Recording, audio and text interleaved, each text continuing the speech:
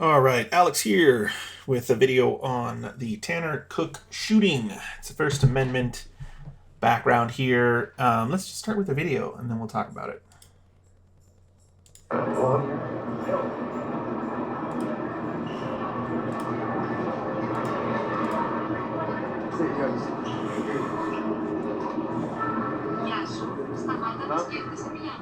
What? He did quit thinking about my twinkle. What's that? He did quit thinking about my twinkle. No. He did quit thinking about my twinkle. Now I think it's 1,000. Stop. He did quit thinking about my twinkle. Stop. Okay, so I guess this video doesn't show, but the guy gets shot, falls down. He doesn't die. He's just wounded. Ends up in the hospital. So what's going on here is apparently this is a YouTube prankster. What's his name? Tanner Cook, who got shot by this guy at the mall named Alan Coley. That apparently he was trying to prank the. So he was shot and bleeding. The pranks were unfamiliar, confusing, frustrating to Alan Coley. Let's see.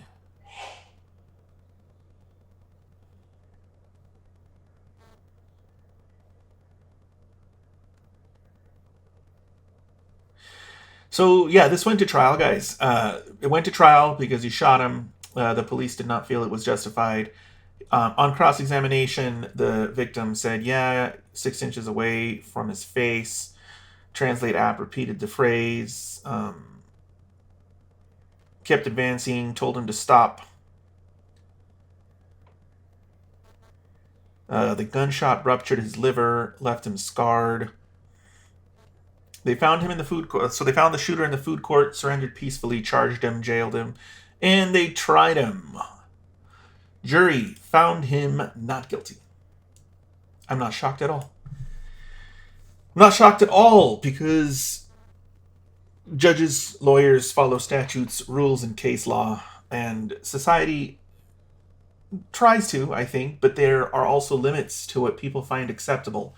And in this case, the jury, I don't know, you could say that they followed the jury instructions. You could say that they nullified the jury instructions. You could say that, in the end, what really matters is the outcome. This person was being harassed by a YouTuber, and he shot him, and he is not going to have to answer for that crime. And that's just one of the parts of our American justice system, is that the juries are, regular people.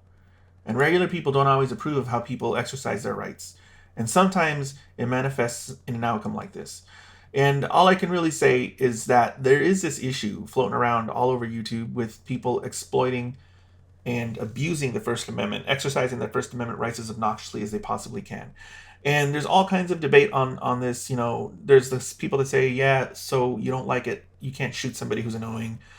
There's people that say, okay, well, if it's allowed by the First Amendment, you just have to accept it. And those are valid points, I suppose. But the majority, and in this case, the entire jury, unanimously felt that that was an unacceptable exercise of the First Amendment. And so now you have a person who's been shot, and it comes back as the shooter didn't do anything wrong.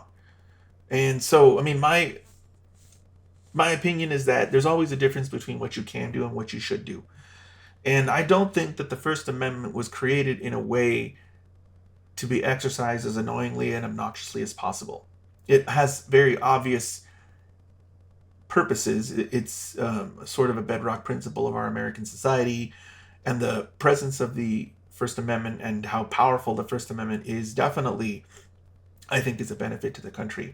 But there are also certain things that the First Amendment allows to occur, even though those particular things were never the intention behind it. And it's just one of those things that courts have to tolerate because the jurisprudence and the case law and the, I guess you could call it the academic and philosophical analysis, has determined that certain things, while harmful, annoying, irritating, and obnoxious, are just things that we have to put up with. If we're going to have the First Amendment, we just have to put up with certain people who are not going to use it in a way that society feels is constructive.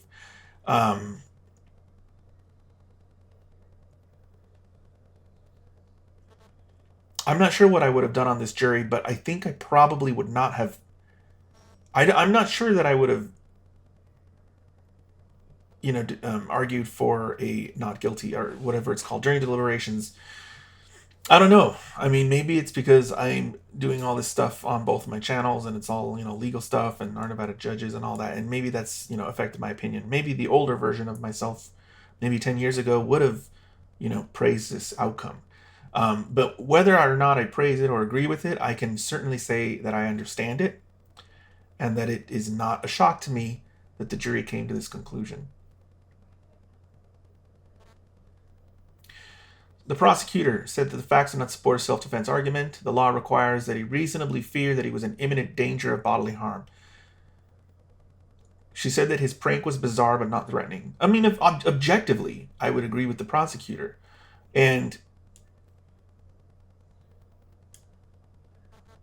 I really think it just pissed the jury off. I really think that the jurors just imagined what, if they were in the mall minding their own business and somebody stuck a phone in their face and they told them to leave them alone and they wouldn't. I doubt that they were thinking, First Amendment, laws, theories, philosophy. No, they were probably just like, that really would piss me off. And it's not supposed to be how the jury process works, but sometimes this is the way it works.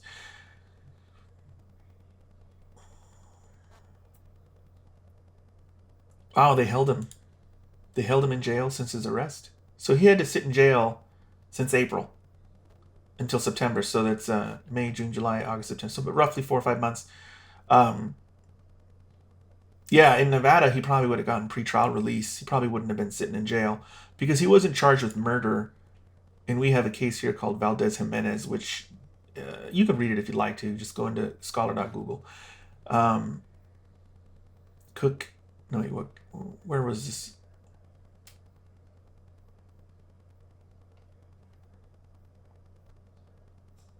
Anyway, it's definitely not Nevada. Like I was saying, guys, he would have not had to sit in jail.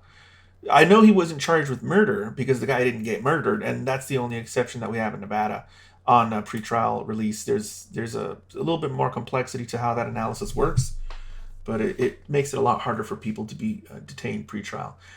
Anyway, guys, yeah, I just kind of wanted to talk about this a little bit. It doesn't need to be a long video. It just needs to be, I guess, what it is, which is... there's things that you can do and there's things that you should do. And in this case, this person using their camera in this way to make a prank channel wasn't doing anything in violation of the law. And what he was doing was, I would imagine, protected by the First Amendment. And being shot over that is objectively not a valid solution to a problem like that. We don't want people thinking they could just do that.